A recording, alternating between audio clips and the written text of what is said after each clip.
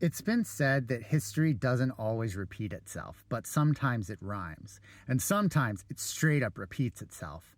I'm going to share a quick story about cherry blossoms and xenophobia. So I recently moved to Seattle, and so I learned that in the early 20th century, Seattle was the cherry tree gateway for America. All flowering cherry trees arrived from Japan, first in the ports of the Emerald City, including the first 2,000 famous flowering cherries of Washington, D.C. Thousands more cherry trees would come through Seattle, with gifts sent by Japan every year from 1929 to 1932.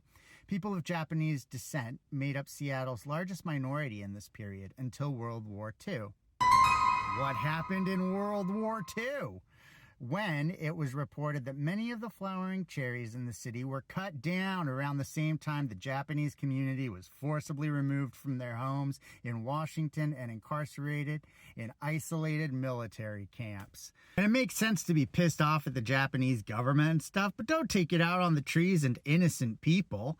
You know what I mean? But, the trees are back. Starting in 1950, Japan gifted Seattle a new batch of cherry trees. They bloom every year for a few weeks, reminding us all about the temporal nature of beauty and life and all of that good stuff. And when it's been slow where I work, people are like, oh, everybody's probably out looking at the cherry trees.